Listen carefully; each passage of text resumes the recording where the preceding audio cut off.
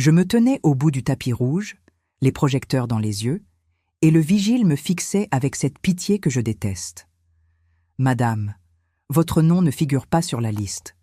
L'anniversaire du docteur Marceau est une soirée privée. » Derrière lui, 150 invités en tenue de soirée se retournaient, les coupes de champagne à la main. Je suis Clémence, 69 ans, veuve, et ce soir-là, devant ce portail illuminé, j'ai compris que mon propre fils avait oublié une chose simple, qui avait payé le gâteau de ses 40 ans. L'odeur de parfum cher et de fleurs blanches ne ressemblait en rien à celle de ma jeunesse. Moi, je viens du port de Marseille, du bruit des ferries et du mélange de sel et de gasoil. Quand mon mari Georges est tombé d'un échafaudage, je me suis retrouvée seule avec un enfant de 6 ans, Marceau, et des dettes jusqu'au plafond. La vie ne m'a pas demandé si j'étais prête, elle m'a poussée. Alors j'ai fait la seule chose que je savais faire. J'ai cuisiné. D'abord un grand fétou de ragoût vendu à la sortie de l'usine, puis quelques plateaux pour des fêtes, puis un vieux garage transformé en petite cuisine. De fil en aiguille, la petite cuisine est devenue Délices de Clémence, une vraie entreprise de traiteur, avec ses fourneaux, ses chambres froides et ses camions. Marceau a grandi au milieu des casseroles. Il faisait ses devoirs sur un coin de table pendant que je roulais des centaines de petits choux. Quand il disait que la fumée des oignons lui brûlait les yeux, je répondais que c'était l'odeur de son avenir. Grâce à cette fumée, j'ai payé son école privée, ses études de droit à Aix-en-Provence, son premier appartement avec une bande de mer au loin. Il est devenu avocat, le fameux docteur Marceau, et j'étais fière. Je ne demandais rien, seulement de pouvoir continuer à me lever à l'aube, sentir l'ail revenir dans l'huile et savoir que tout cela avait servi à quelque chose. Puis il a rencontré Amandine. Elle venait d'un monde où l'on a un nom de famille avant d'avoir de l'argent. Elle était fine, très polie, toujours tirée à 4 épingles. Le jour où elle a visité ma cuisine industrielle, elle a regardé mes employés comme on regarde des ouvriers derrière une vitre. « Que c'est charmant, votre service traiteur, Clémence, m'a-t-elle dit. Tellement manuel. » Elle a prononcé manuel comme d'autres prononcent sale. Après cela, mon fils a commencé à changer. Devant leurs amis, je ne suis plus restée maman. Je suis devenue ma mère, puis Clémence. Les dimanches de plats en sauce à la maison ont disparu. Ils ont été remplacés par des déjeuners rapides dans des restaurants où Amandine lisait la carte comme un dossier. Un jour, dans ma petite cuisine, il a repoussé mon flanc et m'a dit que, selon Amandine, je devrais me moderniser, prendre un gérant, partir un peu. J'ai entendu ce qu'il ne disait pas. Il voulait l'argent de Délices de Clémence, mais pas la femme en tablier qui était derrière. Quand j'ai entendu parler de la fête de ses 40 ans, ce n'est même pas lui qui m'en a parlé. C'est Sophie, ma fidèle bras droit. Clémence, le docteur Marceau a commandé le forfait prestige pour 150 personnes et il veut absolument ton gâteau impérial aux châtaignes, m'a-t-elle dit. Mon cœur a bondi. Il avait pensé à mon gâteau. Les jours passaient pourtant et aucun carton ne tombait dans ma boîte aux lettres. Je me répétais qu'il était débordé, que Amandine était tête en l'air. La veille de la fête, j'ai pris mon téléphone. « Maman, quelle surprise, tout va bien », a-t-il répondu, la voix pressée. Quand je lui ai demandé l'heure et l'adresse, il y a eu un silence froid, puis il a fini par lâcher le nom du domaine sur les hauteurs d'Aix. « Viens bien habillé, c'est très chic », a-t-il ajouté en riant. « Essaye de ne pas avoir l'air de sortir de la cuisine. » Il a raccroché. Le soir même, j'ai battu les blancs du gâteau à la main, comme quand il était petit. 1 ou 2 larmes sont tombées dans la pâte. J'ai dit à Sophie que c'était la vapeur. Le lendemain, j'ai enfilé ma robe de velours bleu nuit, ces escarpins qui me coupaient les pieds, et j'ai laissé une coiffeuse tirer sur mes cheveux jusqu'à ce que mon crâne brûle. Dans la glace, je voyais une version plus dure de moi-même. Mais au moins, je ressemblais à une invitée. J'ai conduit mon vieux Renault, mon tonnerre bleu, jusqu'au domaine. Devant le portail, les voitures de luxe s'alignaient. Un jeune voiturier m'a presque envoyé vers l'entrée de service. « Je ne suis pas du service, je suis invité », ai-je répondu en lui tendant la clé. Sous l'arche de fleurs blanches, un violon jouait, les verres tintaient, les rires montaient. J'ai aperçu Marceau de dos, en costume sombre, la main posée sur les reins d'Amandine moulée dans une robe rouge. J'ai avancé, mes talons résonnant sur le marbre. Toc, toc, toc. Un homme en noir, oreillette à l'oreille, s'est placé devant moi. « Bonsoir. Votre nom, s'il vous plaît. » Clémence Dubois, la mère de Marceau. Il a fait glisser son doigt le long de la liste, une fois, deux fois. Son front s'est plissé. Clémence, la mère de Marceau. Il a levé les yeux vers la salle. Amandine nous regardait. Elle a posé la main sur le bras de mon fils. Marceau s'est retourné. Nos regards se sont croisés.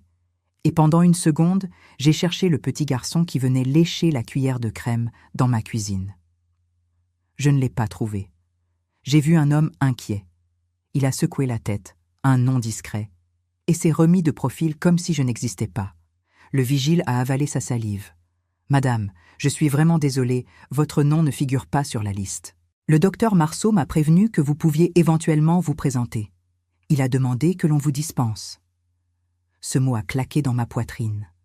Autour de nous, les conversations baissaient. Quelques invités regardaient, d'autres détournaient les yeux.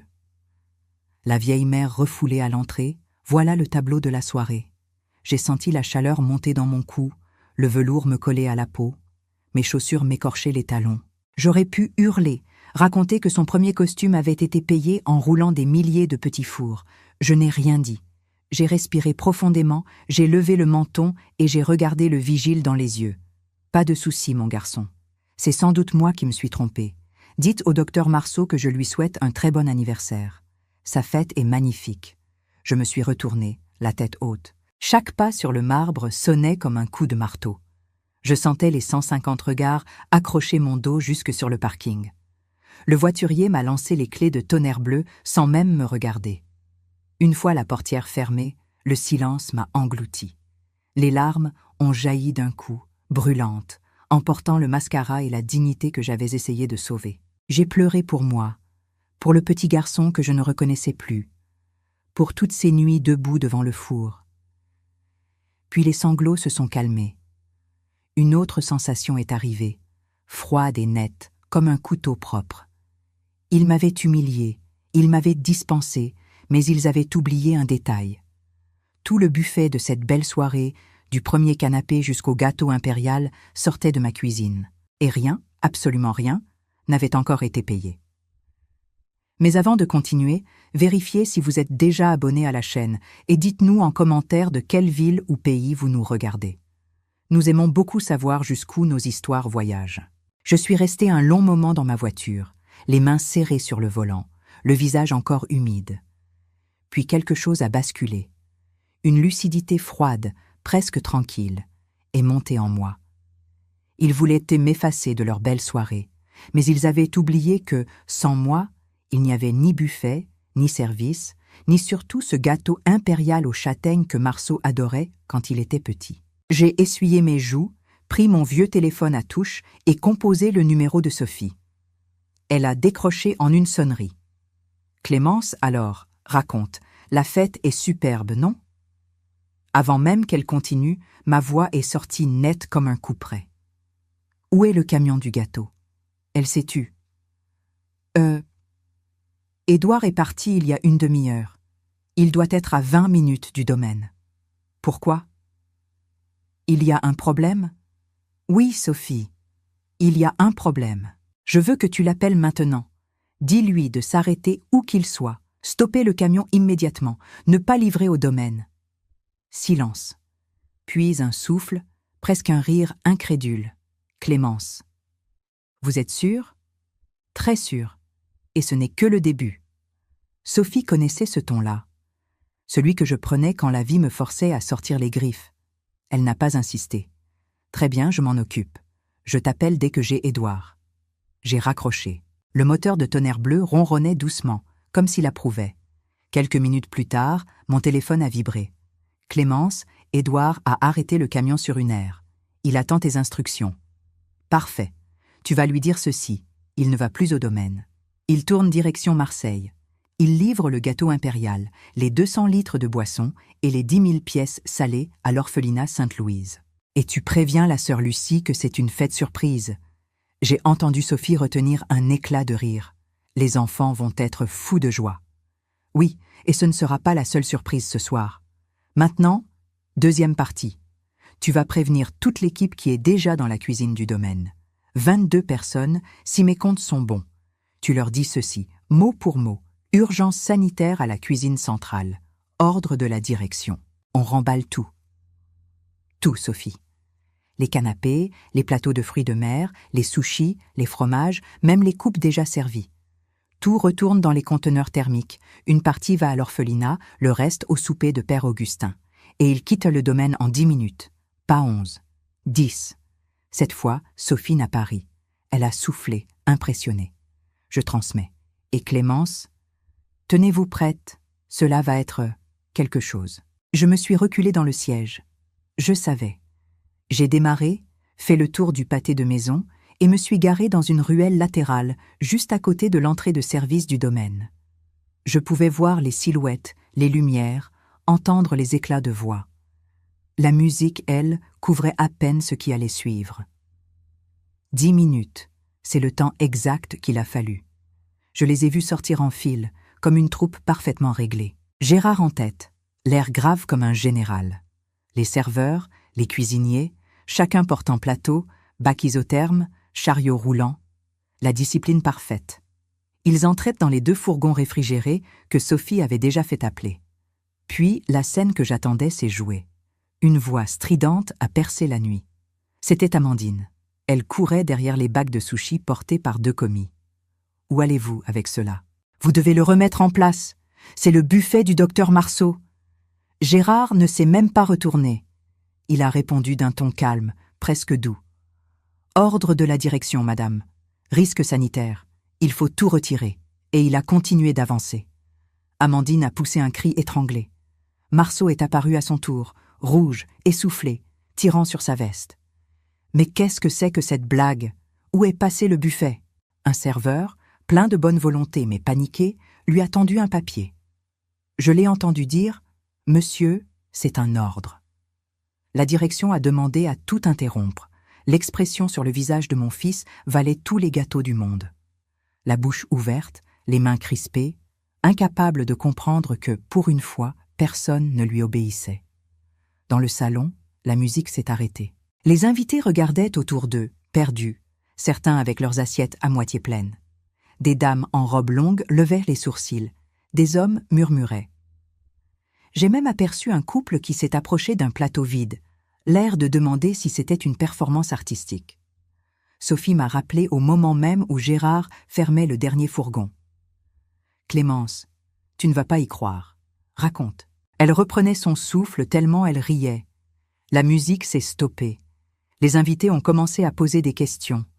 Amandine a failli se mettre à pleurer. Marceau a menacé tout le monde de poursuite. Et Gérard lui a répondu « Monsieur, la cuisine appartient à Délices de Clémence. Sans livraison, pas de service. Appelez une pizzeria si vous êtes pressé. » J'ai souri dans l'ombre. Le sourire le plus calme que j'avais eu depuis très longtemps. Et Sophie a ajouté, sa voix pleine d'admiration, « Clémence, c'est le chaos complet. On dirait un film. La haute société d'Aix-en-Provence en train de chercher quoi manger, avec votre fils au milieu, incapable de comprendre ce qui se passe. Et le gâteau? Déchargé à l'instant. Les enfants sont en train d'hurler de joie. Je me suis adossé au siège de Tonnerre Bleu. Dans la ruelle sombre, j'entendais encore les cris, les ordres, la panique. Ils m'avaient opposé un portail fermé. Je venais de leur montrer qu'il n'y a pas de porte assez solide pour arrêter une femme qui connaît la cuisine. Et la facture. Le lendemain matin, je me suis levée avant le soleil, comme toujours. Mais cette fois, quelque chose avait changé. Je n'étais plus seulement la cuisinière qui dirigeait son équipe. J'étais la patronne. Celle qui tient les comptes, celle qui dit oui ou non, celle qui décide du destin de son entreprise. J'ai mis ma tenue de travail, mon pantalon en toile solide, mes chaussures confortables, mon tablier bleu marine. Lorsque je suis entrée dans la cuisine industrielle de Délices de Clémence, l'odeur de l'ail frémissant dans l'huile m'a accueillie comme une vieille amie.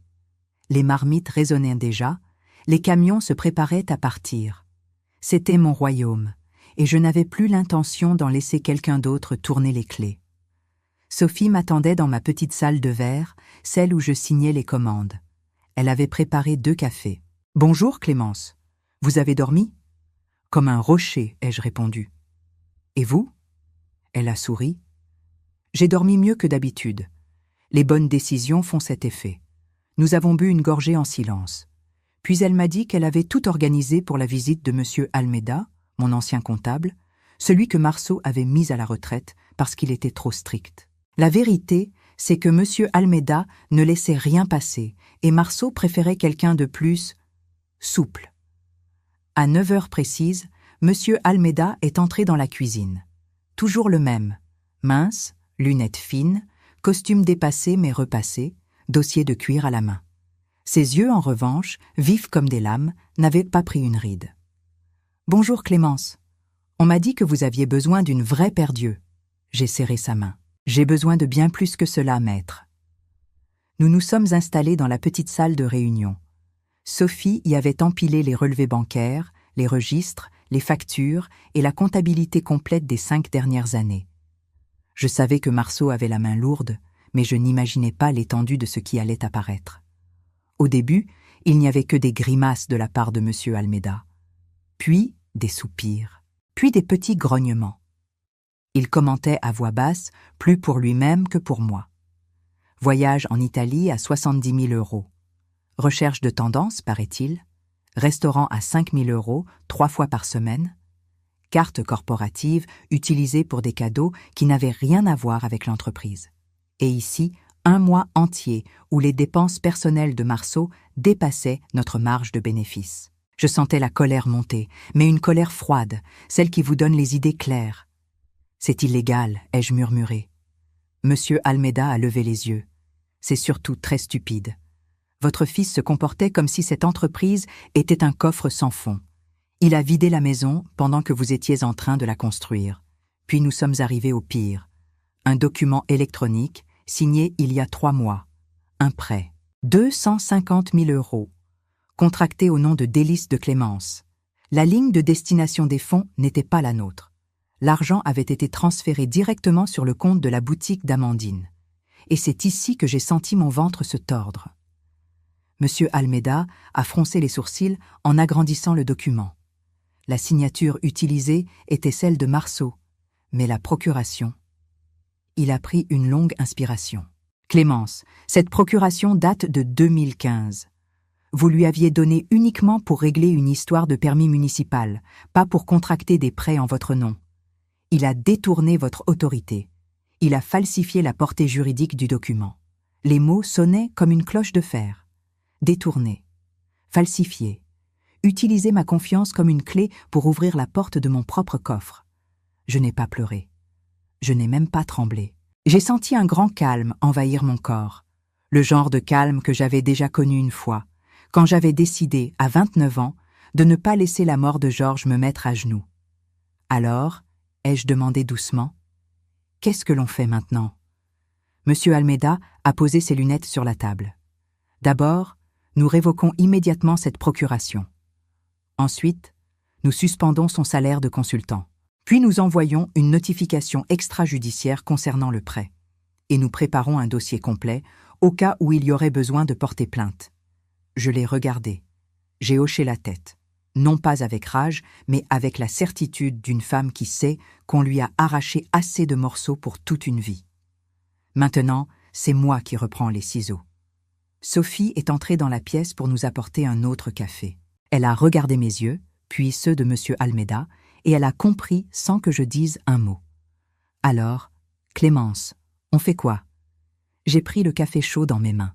On remet la maison en ordre. Et on ferme les fenêtres par lesquelles passent les voleurs. Je me suis tournée vers les piles de documents. Chaque feuille était une preuve. Chaque ligne, un mensonge.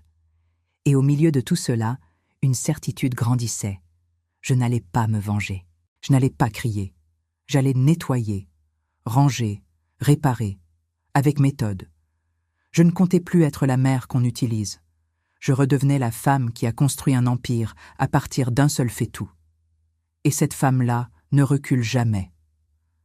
Ce jour-là, j'ai commencé le plan. Un plan froid, précis, silencieux. Un plan qui allait remettre chaque pièce à sa place. Et certains n'allaient pas aimer la nouvelle disposition. Le lendemain, un peu avant midi, Alors que M. Almeida et moi étions encore plongés dans les documents, le vacarme a commencé dans le couloir. Une voix aiguë, affolée, qui montait en volume comme une bouilloire oubliée sur le feu. Puis, un claquement de talons rapide. Je n'ai même pas eu le temps de regarder Sophie que la porte de la salle de réunion s'est ouverte d'un coup sec. Amandine est entrée comme une tempête. Cheveux défaits, mascara coulé, manteau encore sur les épaules. Elle n'avait rien de la femme glaciale et impeccable que j'avais vue à la fête. Elle tremblait de rage.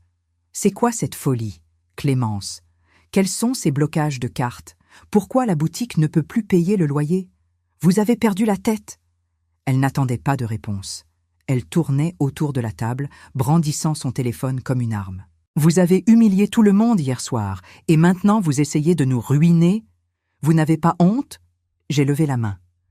Amandine, asseyez-vous. Je ne vais pas m'asseoir. Vous allez tout réactiver maintenant, sinon je...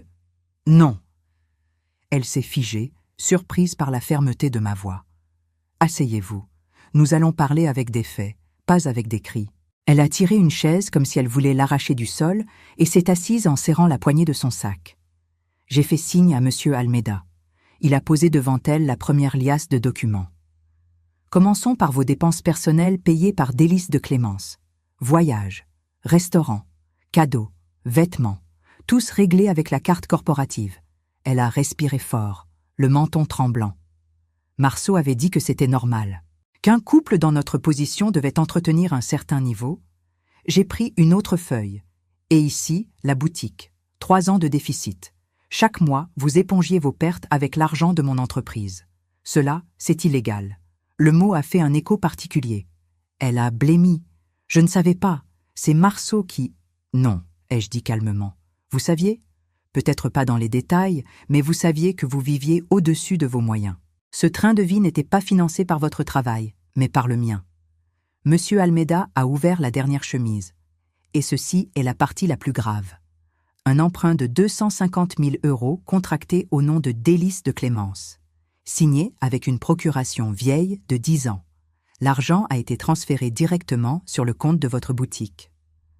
Amandine a porté ses mains à la bouche. Ce n'est pas possible. Je n'ai jamais signé.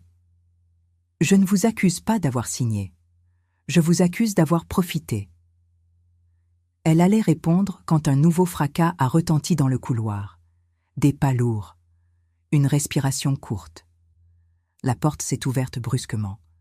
Marceau est entré, livide, décoiffé, les yeux fous. « Qu'est-ce que tu as fait, maman ?» Il ne disait jamais maman quand Amandine était là. Cette fois, il avait oublié son rôle. Il a pointé un doigt vers moi. « Tu m'as ridiculisé devant tout le monde. Tu as détruit la fête. Tu as fait un scandale planétaire. Et maintenant, tu bloques mes comptes. Tu veux me ruiner. Tu as perdu la tête ?» Je me suis levé lentement. « Marceau, assieds-toi. » Il n'a pas bougé. « Non, c'est toi qui vas m'écouter. J'ai travaillé dur pour en arriver là. Je suis avocat. Monsieur Almeida l'a interrompu en faisant glisser la pile de documents devant lui. « Très bien, docteur. Alors, lisez. » Marceau a parcouru les feuilles. Son visage s'est décomposé. Ligne après ligne, preuve après preuve. Les restaurants, les voyages, la boutique, les transferts, le prêt frauduleux, la procuration détournée. Il a fini par lâcher. Ce n'est pas ce que tu crois. J'ai pris la feuille du prêt et l'ai posée devant lui. Tu as utilisé ma signature. Tu as mis mon entreprise comme garante. Tu as pris cet argent pour couvrir des dépenses que tu ne pouvais pas assumer.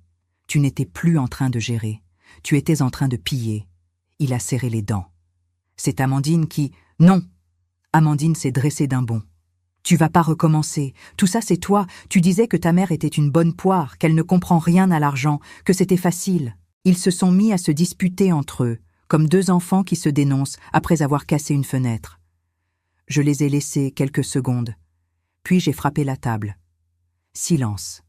Ils se sont tus. Je me suis assise. Vous allez écouter attentivement. J'ai pris une enveloppe cartonnée. À l'intérieur, la notification extrajudiciaire. Premièrement, les cartes corporatives sont bloquées définitivement. Deuxièmement, la boutique cesse immédiatement de recevoir le moindre centime. Troisièmement, l'appartement de la Corniche, celui dont je suis la garante, ne sera plus payé par moi. Vous avez 30 jours pour reprendre la dette en votre nom ou le rendre à la banque. » Amandine a lâché un sanglot. 30 jours, c'est impossible. Marceau s'est agrippé à la table. « Maman, tu ne peux pas nous faire ça. On va tout perdre. » J'ai relevé la tête. « Ne m'appelle plus maman. » Il a figé. « À partir de maintenant, pour toi, je suis Madame Clémence Dubois, ta créancière. » La pièce est devenue silencieuse comme une église vide. Amandine pleurait. Marceau tremblait.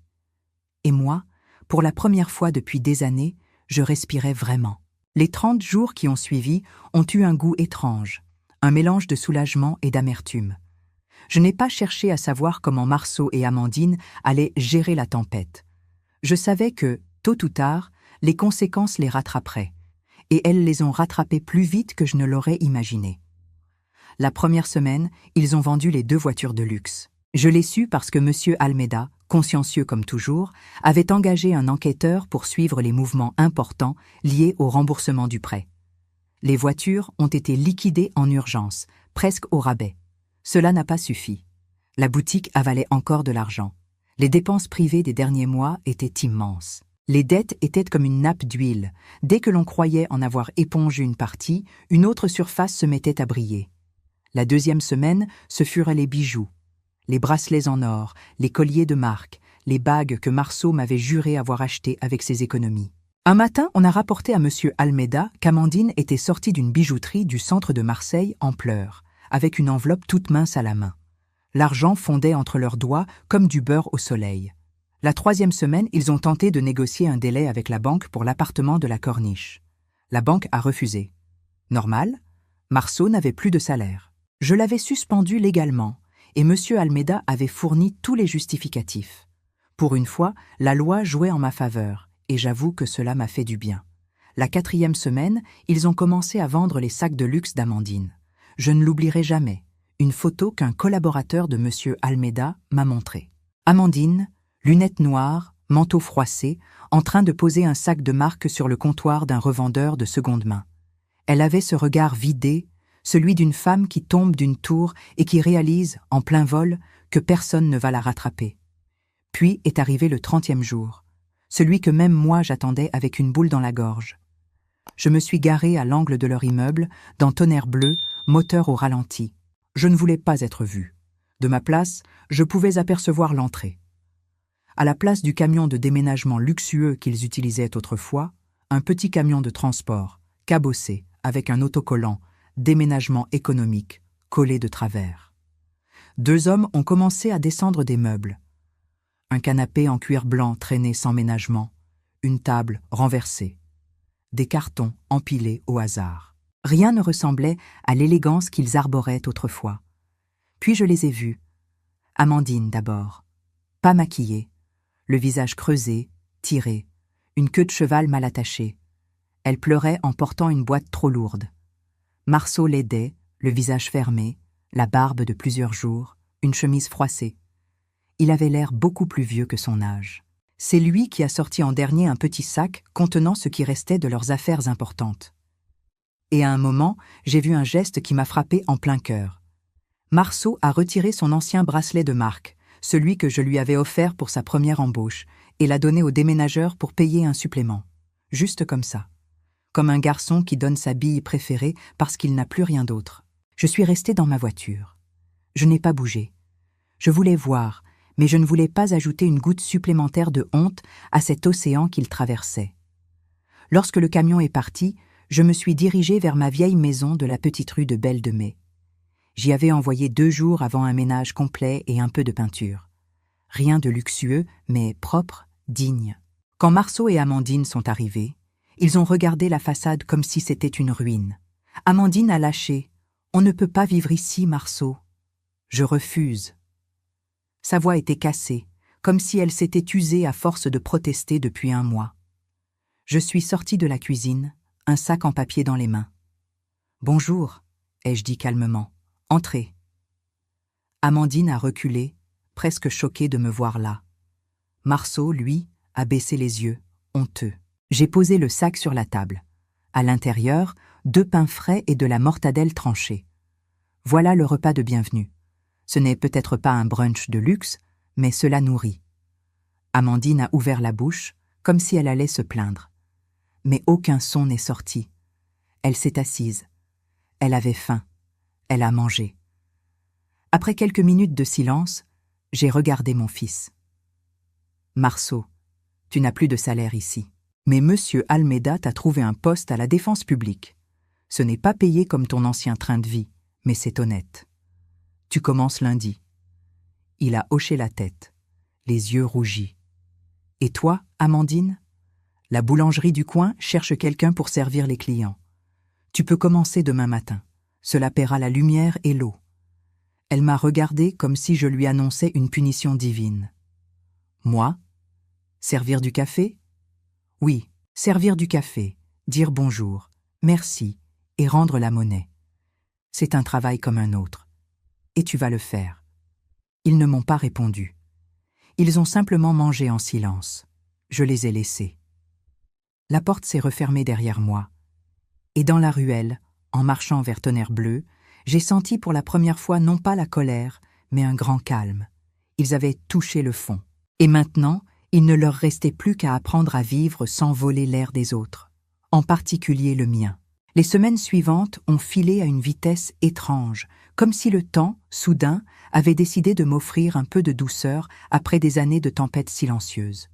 Une chose était sûre, Délices de Clémence n'avait jamais été aussi vivante. Sans la fuite constante de l'argent, sans les caprices de Marceau et les ambitions creuses d'Amandine, l'entreprise avait respiré. J'ai pu acheter 2 nouvelles mélangeuses, remplacer un four vieillissant et, surtout, augmenter le salaire de plusieurs employés qui le méritaient depuis longtemps. L'équipe travaillait avec une énergie nouvelle, comme si tout le monde avait senti que nous étions enfin libérés de quelque chose de lourd et d'invisible. Un matin, en regardant la dizaine de jeunes femmes qui travaillaient avec nous en stage, j'ai senti une envie ancienne remonter à la surface. J'ai appelé Sophie. « Nous allons créer un programme », ai-je dit. « Un vrai. » Elle m'a regardée, intriguée. « Quel programme ?» Je me suis entendue répondre sans hésiter. « Cuisinière de demain. » Et c'est ainsi que tout a commencé. J'ai sélectionné 10 jeunes femmes du quartier, des filles déterminées, certaines mères célibataires, d'autres cherchant simplement une chance. Tous les mardis et jeudis, je leur apprenais ce que personne ne m'avait appris. La discipline, les bases solides, la gestion des coûts, la valeur du travail bien fait et ce petit truc que l'on appelle dignité. Je n'enseignais pas seulement à cuisiner, j'enseignais à se tenir debout. 1 mois après leur arrivée, le téléphone de Délices de Clémence ne cessait de sonner. Des restaurants voulaient embaucher les jeunes femmes. Elles souriaient d'un sourire que je connaissais bien. Celui de celles qui, pour la première fois, se sentent capables. Cela valait plus que n'importe quelle reconnaissance officielle. Puis arriva le jour de ma visite annuelle à l'orphelinat Sainte-Louise. Je m'y rendais habituellement pour Noël, mais cette fois, j'avais envie d'y retourner plus tôt. J'ai rempli un camion entier, salé, gâteaux simples, jus, fruits frais, biscuits. Les enfants n'ont pas besoin de luxe, ils ont besoin de abondance. Quand nous sommes arrivés, les enfants se sont mis à courir vers nous, leur rire résonnant dans la cour comme des clochettes. Sœur Lucie m'a prise dans ses bras. « Clémence, ma fille, vous êtes une bénédiction. » J'ai souri. « Ce n'est pas une bénédiction, sœur. C'est du travail et de la justice. Beaucoup de justice. Je suis restée tout l'après-midi. J'ai distribué des parts de gâteau, j'ai écouté des histoires de devoirs difficiles, j'ai joué au ballon avec 2 petits garçons qui riaient si fort que j'en avais mal au ventre. Il y avait dans l'air cette odeur d'enfance, de poussière et de chocolat, qui m'a rappelé le temps où Marceau courait dans ma cuisine en réclamant une 2e part de flan. En repartant, Tonnerre Bleu avançant doucement dans les rues étroites, j'ai passé devant la petite boulangerie de la place. Je n'y aurais pas prêté attention si je n'avais pas aperçu, derrière la vitrine, une silhouette familière. Je me suis arrêté. C'était Amandine. Elle portait un tablier blanc, légèrement taché de farine. Ses cheveux étaient attachés dans un chignon simple. Elle servait une cliente avec un sourire discret, presque timide. Pas le sourire brillant qu'elle offrait autrefois aux photographes de soirées mondaines. Non, celui-ci était humain, Fatiguée, mais honnête. Elle ne m'a pas vue. Je ne suis pas descendue. Je n'avais rien à lui dire. Elle suivait son propre chemin, un chemin qu'elle n'aurait jamais imaginé, mais qu'elle devait parcourir seule. J'ai repris la route. Le soir, en rentrant chez moi, j'ai préparé un petit repas simple, du pain, du fromage, un peu de soupe. La maison sentait la propreté et le calme. Je me suis assise dans ma cuisine, cette cuisine qui avait vu ma vie entière se construire et se casser 1000 fois. La radio diffusait une vieille chanson française, de celle que Georges aimait. Je me suis levée, lentement, et j'ai commencé à danser. Seule, tranquille. La lumière douce éclairait les meubles usés, chaque objet à sa place, chaque souvenir rangé. En tournant doucement, j'ai pensé à tout ce que j'avais traversé. Au pont que j'avais construit toute ma vie pour que mon fils avance. Au pont qu'il avait tenté de brûler derrière lui. Mais ce qu'il n'avait jamais compris, c'est que ce sont toujours les mères qui posent les premières pierres, que nous savons reconstruire, que nous savons recommencer. J'ai fermé les yeux. Une phrase m'est venue, claire, simple, vraie comme un bon bouillon qui mijote longtemps. La justice a un goût amer, mais elle réveille. Et ce soir-là, je me sentais enfin éveillée. Si cette histoire a touché votre cœur, répondez ici dans les commentaires. À ma place, qu'auriez-vous fait?